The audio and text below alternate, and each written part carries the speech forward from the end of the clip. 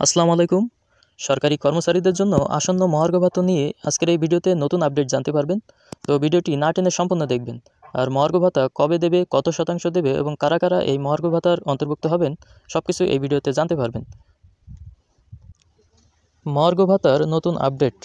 জনপ্রশাসন সচিব মহোদয় অদ্য 15 ডিসেম্বর যা বললেন, সামনের সপ্তাহে মহার্ঘ ভাতা কমিটির প্রথম মিটিং হবে। 2-3টি মিটিংয়ের মাধ্যমে এ বিষয়ে চূড়ান্ত সিদ্ধান্ত নেওয়ার আশাবাদ প্রকাশ করেন তিনি। কমিটি সরকারকে প্রস্তাব দেবে, সরকার সেটি বাস্তবায়ন করবে। পে স্কেল দীর্ঘমেয়াদী প্রক্রিয়া, তাই আপাতত মহার্ঘ ভাতা দিবে, পেনশনাররাও এর অন্তর্ভুক্ত হবেন। কর্মকর্তা ও কর্মচারীর মহার্ঘ ভাতার মধ্যে যেন ব্যালেন্স থাকে সেটি বলেছেন। কর্মকর্তাদের শতকরা হার কম এবং কর্মচারীদের শতকরা হার বেশি, এরকম বলেছেন। কমিটি দ্রুত সিদ্ধান্ত নেবে বলে আশাবাদ প্রকাশ করেছেন। ভাতার হার বা পরিমাণ কত এরকম কিছু বলেননি, তবে খুব শীঘ্রই জানা যাবে। তো মহার্ঘ ভাতার বিষয়ে পরবর্তী আপডেট সবার আগে পেতে অবশ্যই চ্যানেলটি সাবস্ক্রাইব করে সাথেই থাকবেন। ধন্যবাদ।